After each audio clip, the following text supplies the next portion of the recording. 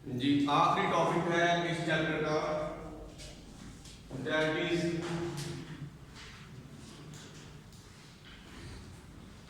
Mutations. Mutation को अगर हम सिंपल वर्ड्स में डिफाइन करना चाहें तो म्यूटेशन हम किसे कहते हैं? हम कहते हैं एनी चेंज इन डीएनए या क्रोमोसोम। चैप्टर के स्टार्ट में हमने बात की थी कि एक जो क्रोमोसोम है, असल में एक क्रोमोसोम के अंदर एक कंप्लीट डीएनए मॉलिक्यूल ही प्रेजेंट होता है। एनी चेंज इन डीएनए या क्रोमोसोम इसे हम म्यूटेशन कहते हैं। अब म्यूटेशन जो है इसकी का जो टाइप्स है वो दो हो सकती है। एक को आपकी बुक में उसने कहा है मेगा चेंजेस, और एक को उसने कहा है micro changes. Micro and mega changes. जो माइक्रो चेंजेस की कैटेगरी है इसे हम पॉइंट म्यूटेशंस कहते हैं, जबकि मेगा चेंजेस की कैटेगरी में फॉल करते हैं कौन? इन्हें हम कहते हैं क्रोमोसोमल एब्रेशंस। एब्रेशंस का मतलब है खराबी का, उर्दू में अगर हम बात करें तो म्यूटेशन दो तरह की हो सकती है, पॉइंट म्यूटेशन और chromosomal aberration. Point mutation micro changes होती है, क्रोमोसोमल एब्रेशन मेगा चेंजेस। अब ये पॉइंट म्यूटेशन क्या है? फिलहाल बुक वाली लर्निंग में कहते हैं पॉइंट म्यूटेशन में वो कहता है when one or few bases are involve. One or few bases are involve. इसका मतलब क्या है? वन और फ्यू बेसिस के इन्वॉल्व होने का मतलब है कि जब डीएनए का या समझ लें gene, small unit of DNA gene कहलाती है, चैप्टर में आपने डेफिनेशन पढ़ी थी। तो फर्ज करें ये कोई डीएनए का सेगमेंट है, यहां पे कोई पर्टिकुलर जीन प्रेजेंट है। इस सेगमेंट पे कोई पर्टिकुलर जीन प्रेजेंट है जिसका सीक्वेंस है, फर्ज करो यहां पे गुआनिन, साइटोसिन, एडेनिन, थाइमिन, कोई भी सीक्वेंस प्रेजेंट हो सकता है। एक हमने हाइपोथेटिकल सीक्वेंस यहां पे लिख लिया। दूसरा स्ट्रैंड इसके क्या होगा? कॉम्प्लीमेंट्री होगा। Yes sir. तो सिंपल रखने के लिए चीजों को एट अ टाइम मैं एक ही स्ट्रैंड यहां पे लिख रहा हूं, दूसरा स्ट्रैंड अंडरस्टूड है कि इसके कॉम्प्लीमेंट्री होगा। अब one or few basis involve होने का मतलब फर्ज करो ये जो है ये नॉर्मल सीक्वेंस है इस जीन का, एक हाइपोथेटिकल जीन है एक्स वाई जी कोई भी। अगर इस जीन के सीक्वेंस में, नॉर्मल सीक्वेंस में से कोई एक बेस जो है वो डिलीट हो गया, गुआनिन, साइटोसिन के बाद एडेनिन प्रेजेंट होती है नॉर्मली, लेकिन अगर एडेनिन जो है वो डिलीट हो जाए, इसके बाद आ जाए thymine, adenine, guanine and cytosine. इस सीक्वेंस के अंदर एक बेस मिसिंग है। इसी तरह एक या एक से ज्यादा 2, 3, 4, 10, 15 बेसिस भी मिसिंग हो सकती है। तो कोई बेस मिस हो उसे भी हमने क्या कहना है? पॉइंट म्यूटेशन कहना है। या अगर किसी सीक्वेंस के अंदर कोई एक्स्ट्रा बेस इंसर्ट हो गई, guanine, cytosine, adenine normal sequence है, नॉर्मल सीक्वेंस में फर्ज करो एडेनिन की एक कॉपी है, एक दफा रिपीट हो रही। अगर एडेनिन जो है यहां पे एक एक्स्ट्रा कॉपी एडेनिन की इंसर्ट हो जाए, इसे भी हम क्या कहेंगे? बाकी सारा सीक्वेंस एज इट इज है, लेकिन यहां पे क्या था? एक बेस मिस थी और यहां पे क्या हुआ है? एक बेस एक्स्ट्रा ऐड हो गई। एक या एक से ज्यादा बेसिस भी हो सकते हैं, इसे भी हम क्या कहेंगे? पॉइंट म्यूटेशन कहेंगे। या फिर तीसरा ऑप्शन ये है कि अगर ना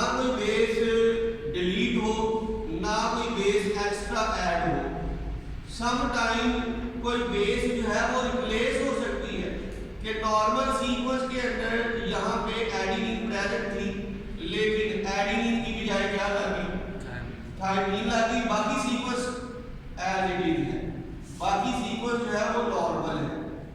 इसे भी हम क्या कहेंगे, पॉइंट म्यूटेशन कहेंगे। तो point mutation when one or few bases are involved. अब आपने देखा कि आगे भी ऑप्शन है जिनकी बेस पे हम पॉइंट म्यूटेशन को भी डिफरेंट कैटेगरीज में क्लासिफाई कर सकते हैं। अगर कोई बेस डिलीट हो जाए तो उसे आप क्या कहेंगे, डिलीशन कहेंगे।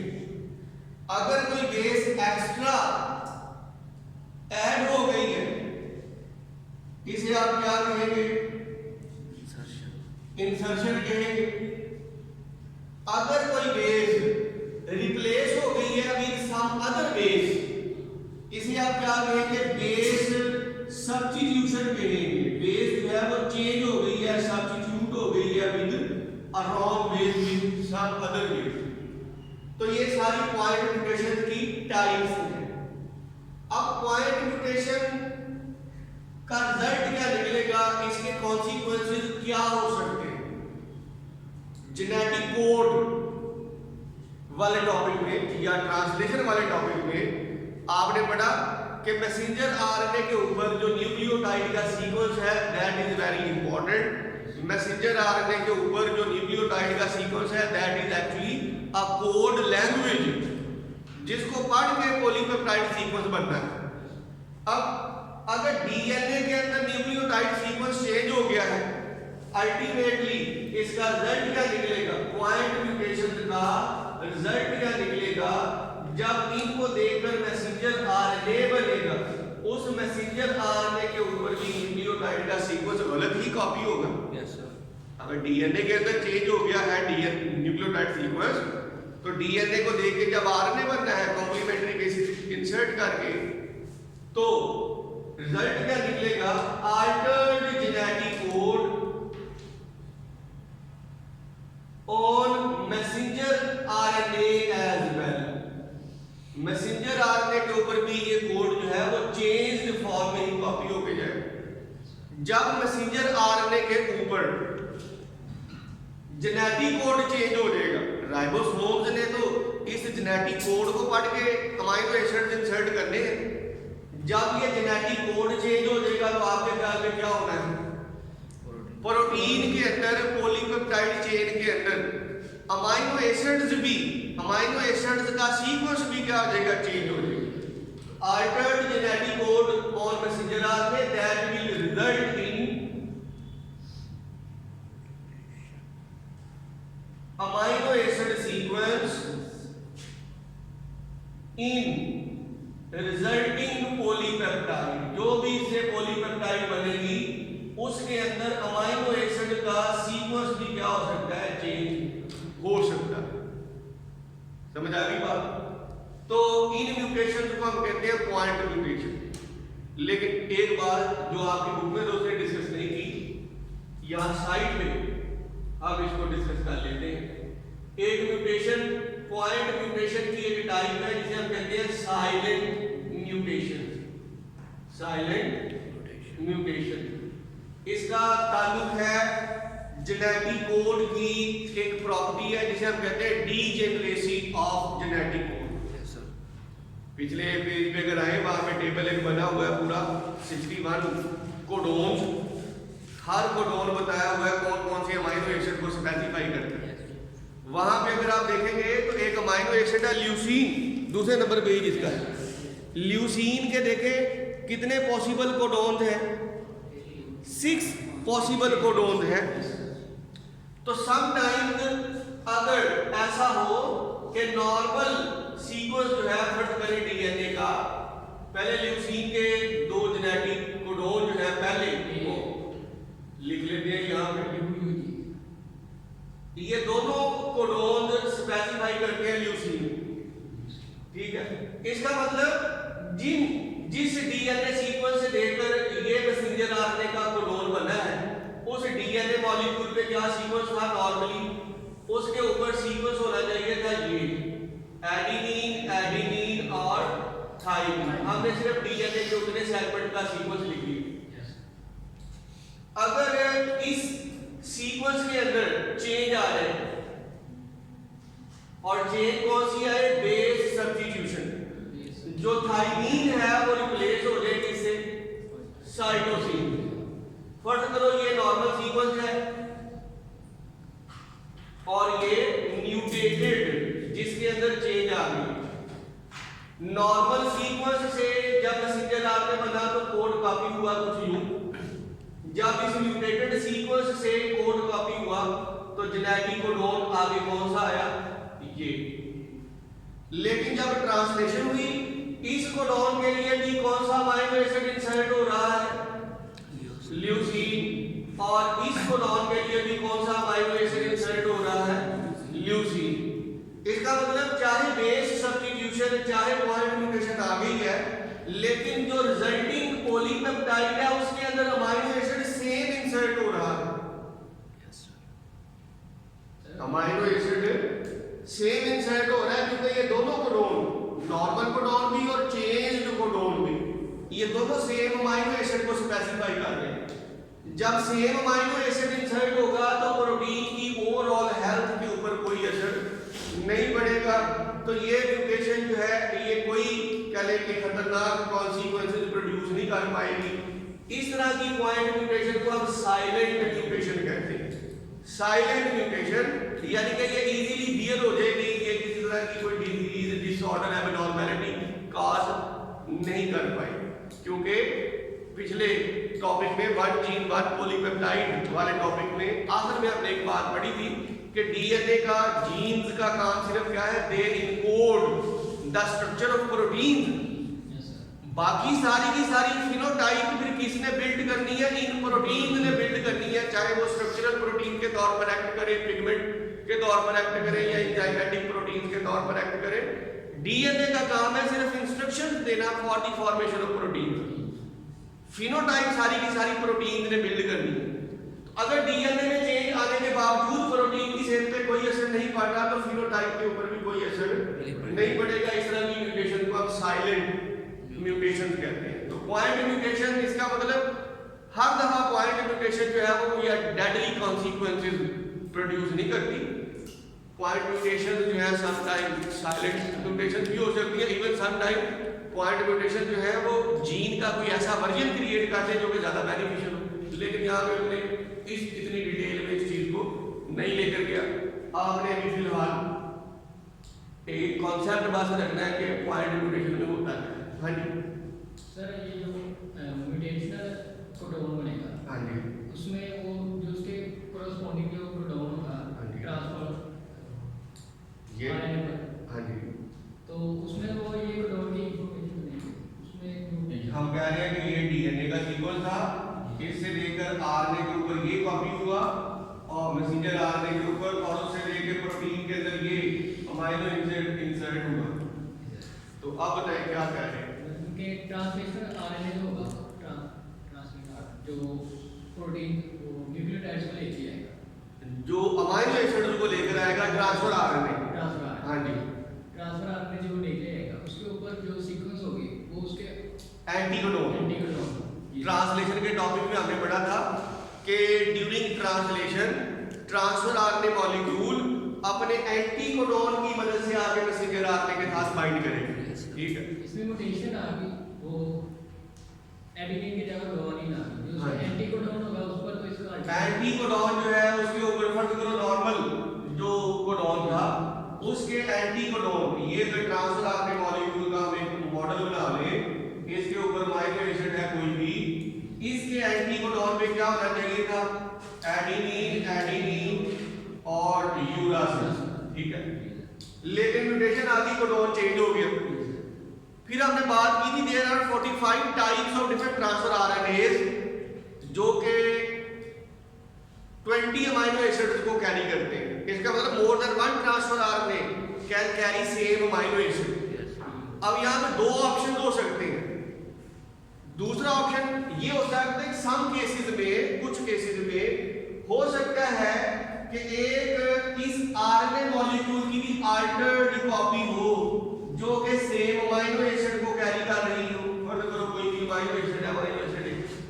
या फिर दूसरी बात कि sometime transfer RNA molecule कि अगर तीनों एंटीकोडॉन लूप के ऊपर मौजूद तीनों न्यूक्लियोटाइड अगर हाइड्रोजन बॉन्डिंग डेवलप नहीं भी कर पाते, अगर तीन में से दो भी यहाँ पे पेयरिंग कर पाए तो ट्रांसफर आरएनए मॉलिक्यूल जो है वो कोडॉन के ऊपर अटैच हो जाता है। दो ऑप्शन हो सकते हैं, हो सकता है कि अल्टरनेट ट्रांसफर आरएनए भी हो, अदरवाइज तीन में से दो भी सम टाइम्स ये न्यूक्लियोटाइड पेयर अप कर लेते हैं कोडॉन के साथ। ये दो कर लेंगे, मतलब ये नहीं कर पा रहा कोई बारी ट्रांसफर आरएनए में भी अटैच हो जाएगा। अमाइनो एसिड सेम इंसर्ट हो गया अगर तो साइलेंट म्यूटेशन है। लेकिन अगर कोडॉन इस तरह से चेंज हुआ कि कोई और ट्रांसफर आरएनए आगे इसके अटैच हो गया, गलत अमाइनो एसिड आ गया, तो फिर डेडली कॉन्सिक्वेंसेस हो सकते हैं, जैसा कि आप सिकल सेल एनीमिया में देखते हैं कि ग्लूटामिक एसिड की जगह वेलिन लग जाती है। वो भी क्या केस है, वो भी पॉइंट म्यूटेशन का ही केस है। सिकल सेल एनीमिया के केस में क्या होता है कि जो बीटा चेन है हीमोग्लोबिन की, बीटा चेन के कोडिंग सीक्वेंस के अंदर थाइमीन रिप्लेस हो जाती है एडेनिन से, जेनेटिक कोड चेंज हो जाता है, तो पॉलीपेप्टाइड चेन के अंदर ग्लूटामिक एसिड की जगह अमाइनो एसिड भी गलत लग जाता है वेलिन। तो अगर ऐसा हो जाए तो वो म्यूटेशन जो है वो प्रॉब्लम क्रिएट कर सकती है। लेकिन अगर अमाइनो एसिड सेम इंसर्ट हो रहा है तो इसे हम साइलेंट म्यूटेशन कहते हैं। अब अगली बात कहते हैं ये न्यूक्लियोटाइड सीक्वेंस में चेंज आती कैसे है। न्यूक्लियोटाइड सीक्वेंस को चेंज करने वाले एजेंट्स कौन कौन से हो सकते हैं। पहले पैराग्राफ में उसने आपको थोड़ा सा हिंट देने की कोशिश की, कहता है डीएनए मॉलिक्यूल जो है ना ये लेंथी मॉलिक्यूल होता है। आपने इस चैप्टर में एक जगह पे पढ़ा कि एवरेज 140 मिलियन न्यूक्लियोटाइड एक डीएनए मॉलिक्यूल में प्रेजेंट है। उसी बात को यहाँ पे वो नए अल्फाज में आपको बताना चाह रहा है पहले पैराग्राफ में। कहता है if the DNA in all the cells of an adult human, आपकी बॉडी के अंदर जो ट्रिलियंस ऑफ सेल्स हैं, हर सेल का डीएनए अलग कर लिया जाए, इन डीएनए मॉलिक्यूल्स को एंड टू एंड जोड़ना शुरू कर दें। बॉडी के तमाम सेल्स का डीएनए मॉलिक्यूल्स अलग करके एक्सट्रैक्ट करके इनको एंड टू एंड अगर आप जोड़ना शुरू कर दें तो कहते हैं इसकी लेंथ पता कितनी बन जाएगी, 100 बिलियन किलोमीटर्स। एक इंडिविजुअल के तमाम सेल्स का डीएनए एक्सट्रैक्ट करके जोड़े तो 100 बिलियन किलोमीटर, और कहता है ये इतना डिस्टेंस है कि आप 60 टाइम्स अर्थ से जुपिटर तक आ जा सकते हैं। इतनी ज्यादा अमाउंट में डीएनए मॉलिक्यूल एक बॉडी के अंदर प्रेजेंट है। बॉडी के अगर छोड़ भी दें तो एक सेल के अंदर अगर अपनी बात करें तो 46 डीएनए मॉलिक्यूल हैं हमारे हर सेल में, और एक डीएनए मॉलिक्यूल में आपने पढ़ा था मिलियंस ऑफ न्यूक्लियोटाइड्स हैं। जब भी सेल ने डिवाइड करना है तो सेल के ऊपर एक बर्डन है, एक प्रेशर है कि सेल ने हर डिवीजन से पहले इन मिलियंस ऑफ न्यूक्लियोटाइड्स को एग्जैक्टली उसी तरतीब के अंदर क्या करना है, रेप्लिकेट करना है। जहां पे एडेनिन है तो नए मॉलिक्यूल के अंदर वहां एडेनिन ही लगे, जहां गवानीन है नए मॉलिक्यूल में भी गवानीन ही लगे। एग्जैक्टली मिलियंस ऑफ न्यूक्लियोटाइड्स को एज इट इज कॉपी करना है।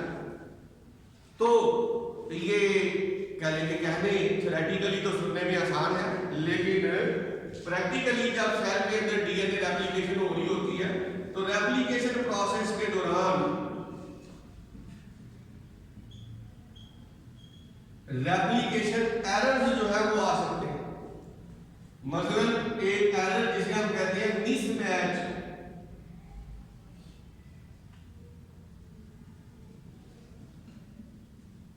मिसमैच म्यूटेशन, जैसे यहां पे हुआ कि थाइमीन एडेनिन की बजाय कौन सी बेस आके गलत बेस इंसर्ट हो गई, थाइमीन इंसर्ट हो गई या कोई भी हो, तो बाद जब मिलियंस ऑफ न्यूक्लियोटाइड्स रेप्लिकेट हो रहे होते हैं तो कॉम्प्लीमेंट्री बेस लगने की बजाय गलत बेस आके इंसर्ट हो जाए, इससे भी क्या होगा, बनने वाले नए डीएनए मॉलिक्यूल में चेंज आ जाए।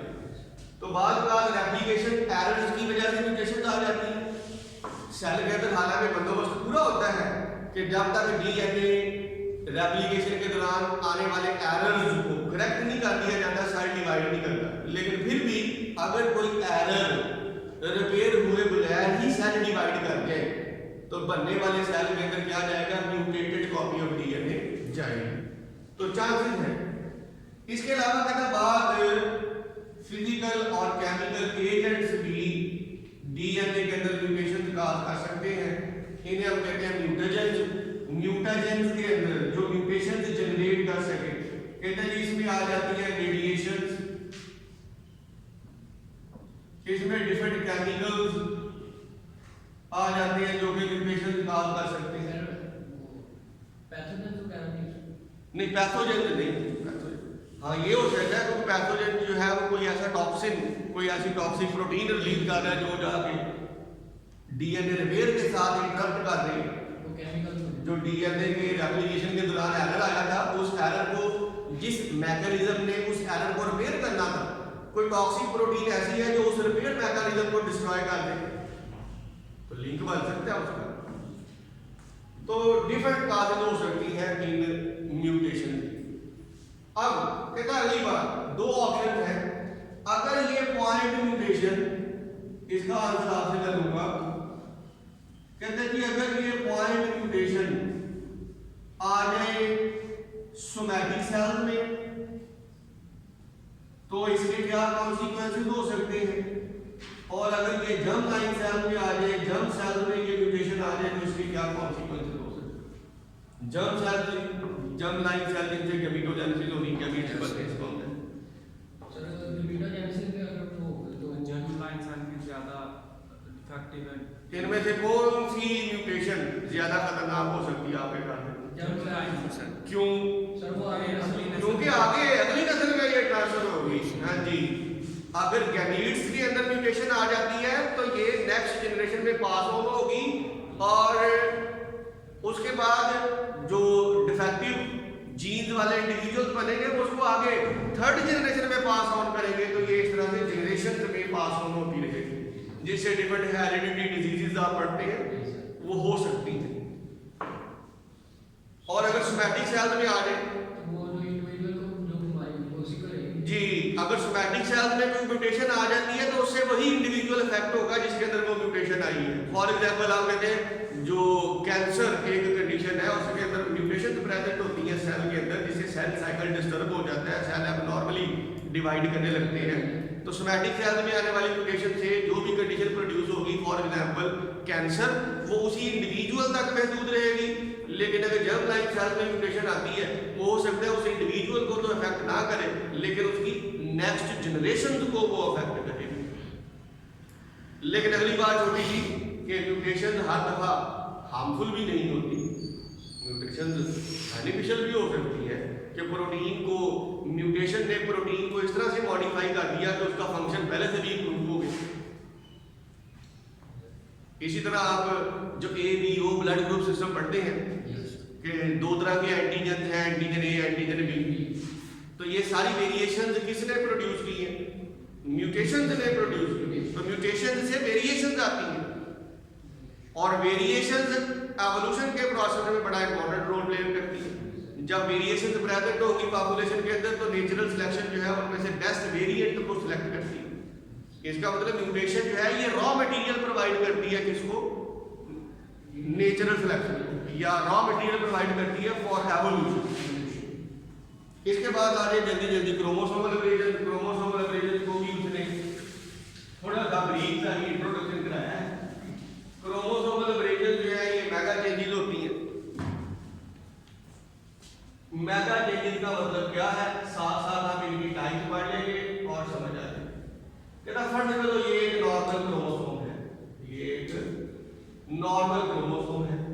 हम पढ़ते हैं कि एक क्रोमोसोम के ऊपर मल्टीपल जीन्स प्रेजेंट होती है, even thousand of genes present हो सकती है लार्ज क्रोमोसोम।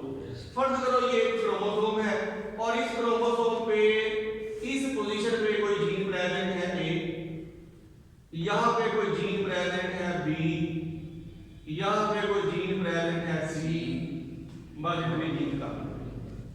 अब जो क्रोमोसोमल एब्रेजन है उनकी भी टाइप्स हो सकती हैं। फॉर एग्जांपल डिलीशन, जैसे डिलीशन ऑफ बेस थी, यहाँ पे डिलीशन में क्या होता है कि किसी क्रोमोसोम का एक लार्ज पीस, कोई एक या दो न्यूक्लियोटाइड नहीं, एक लार्ज पीस कंटेनिंग वन और मोर जीन्स, वो क्या हो गया? डिलीट हो गया। फर्ज करो इस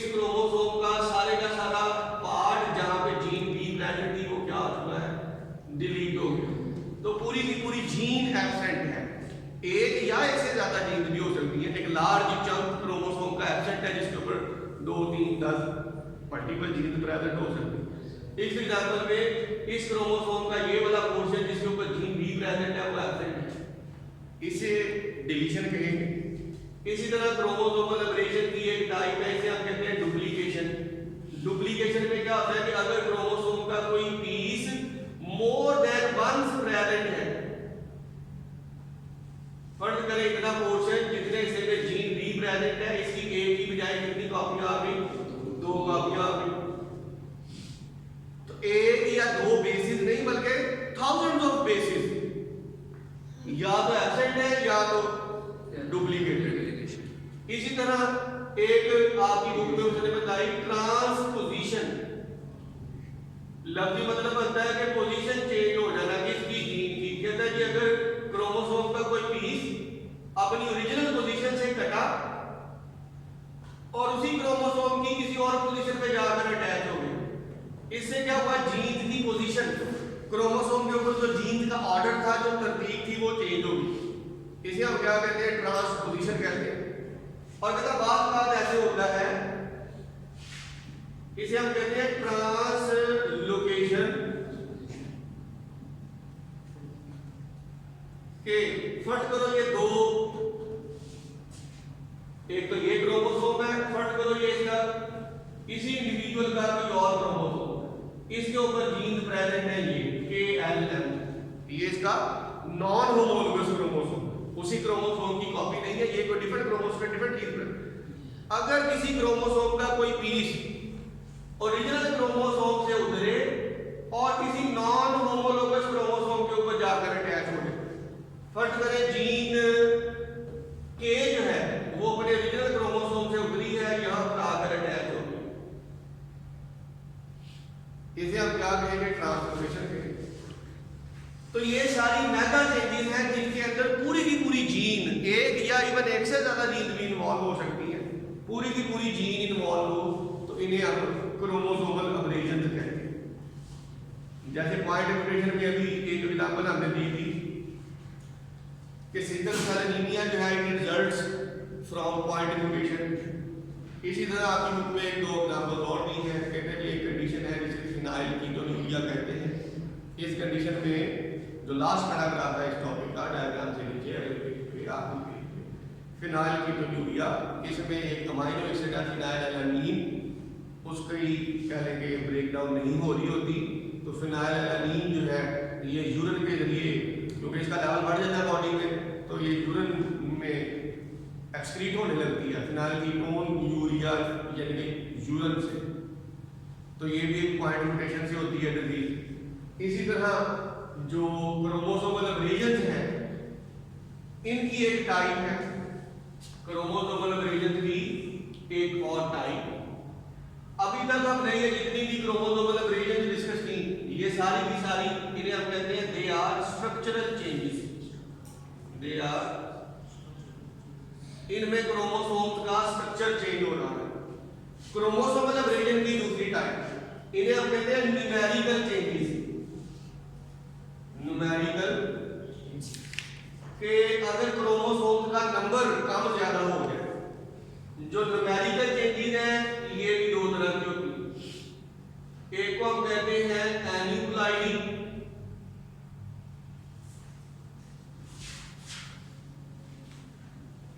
एन्यूप्लाइडी हम कहेंगे कि जब किसी इंडिविजुअल में, किसी इंडिविजुअल के सेल में कोई एक पर्टिकुलर क्रोमोसोम नॉर्मल तादाद से कम या ज्यादा हो। आप पढ़ते हैं कि तमाम डिप्लॉइड सेल के अंदर तमाम क्रोमोसोम पेयर्स की शक्ल में प्रेजेंट होते हैं, यानी कि हर क्रोमोसोम की एट अ टाइम 2-2 कॉपियां प्रेजेंट होती हैं। अगर किसी डिप्लॉइड सेल में क्रोमोसोम की तादाद, किसी एक पर्टिकुलर क्रोमोसोम की तादाद 2 से कम या ज्यादा हो जाए, उसे हम क्या कहेंगे, एन्यूप्लाइडी। मसलन एक कंडीशन जिसकी एग्जांपल आपकी बुक में उसने दी, कहते हैं कि एक कंडीशन है, इसे कहते हैं डाउन सिंड्रोम, जिसकी डिटेल हमने चैप्टर 21 में पढ़नी है जाएंगे।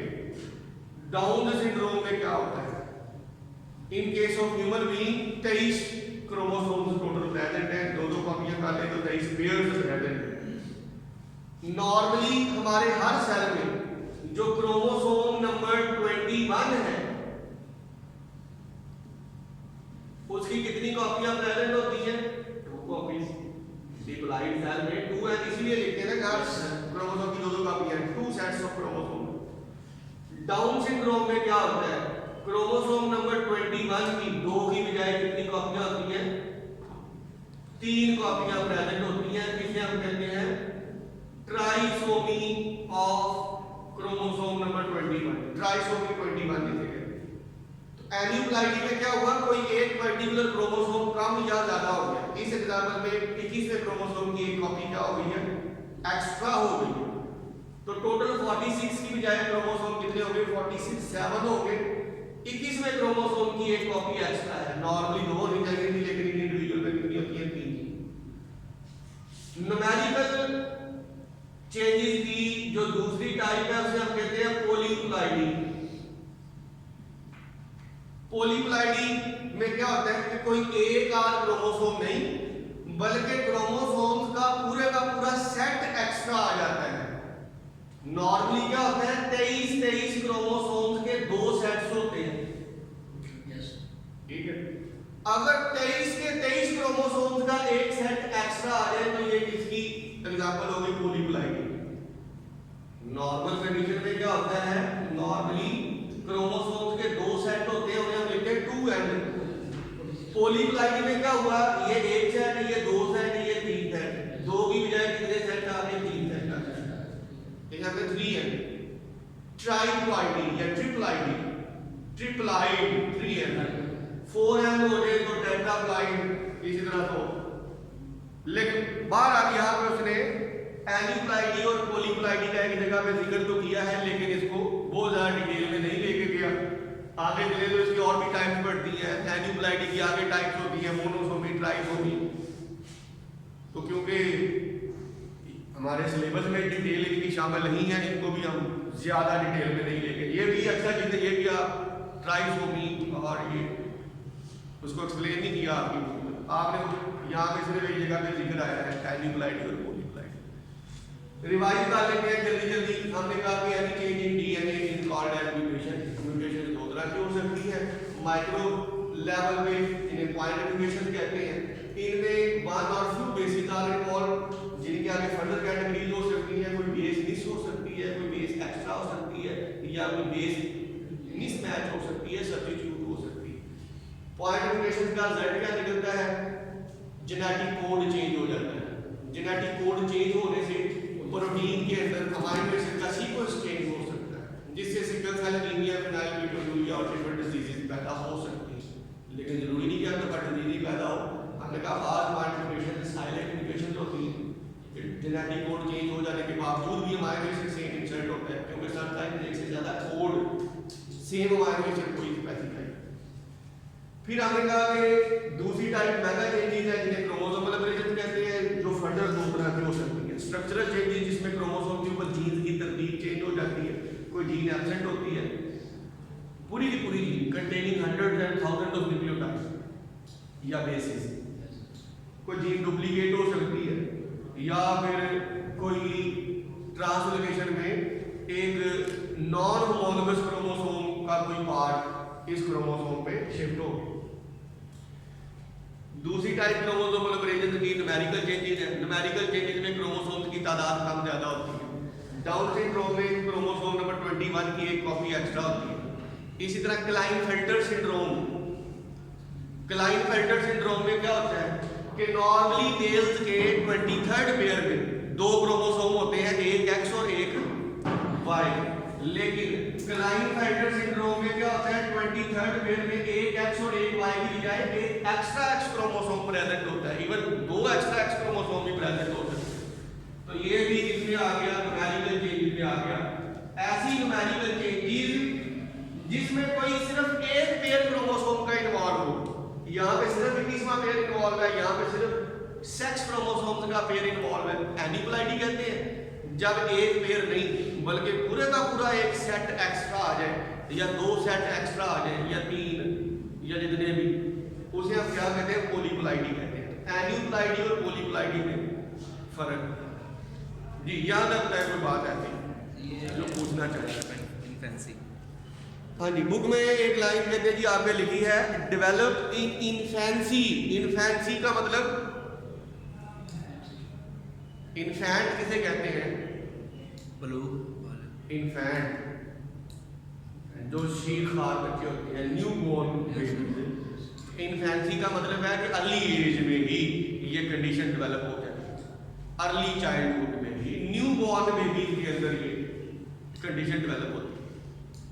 सर वो स्ट्रक्चरल चेंजेस में अगर वो एक जीन तो डिलेट हो जाए तो उसका जो उसकी इंफॉर्मेशन होगी, जो उसकी जेनेटिक आ गई, जो उनका कैरेक्टर होना था, वो नहीं होगा उसमें। जारी बात है, उससे कोई ना कोई एबनॉर्मैलिटी डेवलप हो जाएगी। और जिसमें अगर एक जीन इजाफा हो जाती है, हाँ जी, जीन की वो उससे भी एबनॉर्मैलिटी काज हो सकती है, क्योंकि जो एक नेचुरल बैलेंस है ना जीन्स का, वो डिस्टर्ब होता है, चाहे उसमें कोई जीन कम हो या ज़्यादा हो, दोनों केसेस में एबनॉर्मैलिटी ज़्यादा प्रोड्यूस हो सकती है। जीन्स का मिस होना या किसी जीन की एक्स्ट्रा कॉपी प्रेजेंट होना, ये दोनों एबनॉर्मैलिटी प्रोड्यूस कर सकते हैं। एक्स्ट्रा करैक्टर नहीं बनेगी या उसमें उससे ये हो सकता है ना, कोई इस जीन की कोई प्रोडक्ट है, वो प्रोडक्ट अपने थ्रेशहोल्ड लेवल से अगर बढ़ जाएगी तो वो इंटरफेयर कर सकती है कई सारे बायोलॉजिकल प्रोसेसेस के साथ। उसकी एक ऑप्टिमल अमाउंट चाहिए थी, लेकिन उसकी जीन डुप्लीकेट हो जाने की वजह से उसकी कंसंट्रेशन ऑप्टिकल अमाउंट से अगर बढ़ जाएगी तो कई सारे बायोलॉजिकल प्रोसेसेस के साथ इंटरफेयर कर सकती है। तो excess of everything is bad. जो एक प्रॉपर बैलेंस है जीन्स का, नॉर्मल डेवलपमेंट के लिए वो प्रॉपर बैलेंस होना जरूरी है, और ये बैलेंस हर स्पीशीज ने अटेन किया है through the process of millions of years of evolution. या फिर जो अगर हम रिलीजियस पॉइंट ऑफ व्यू से बात करें, अल्लाह ताला ने हर चीज को कह लेंगे कि बैलेंस में क्रिएट किया है। वो बैलेंस अगर डिस्टर्ब हो जाता है ड्यू टू एनी एबनॉर्मैलिटी तो खतरनाक करता है। सर ये एनिमैलिटी जो अगर इसमें वो अगर एक पूरा क्रोमोसोम है उसकी कॉपी बन जाती है तो एक्स्ट्रा कैरेक्टर जो होते हैं वो बन जाते हैं, जैसे कि ये जैसे हमने क्लाइनफाइटर में देखा कि क्रोमोसोम अगर ऐसा आ गया तो नॉर्मल डेवलपमेंट नहीं हो पाती, कई सारी एबनॉर्मैलिटीज प्रेजेंट होती हैं, इस तरह डाउन सिंड्रोम में। सर ये जो होते हैं क्या नाम है, ट्रांसजेंडर। हाँ जी, तो इनमें ये एनिमैलिटी होती जी ये क्लाइंट उनमें से एक कैटेगरी है ये क्लाइनफाइटर। नहीं सर, फिनिश बाइंड अप हो गया।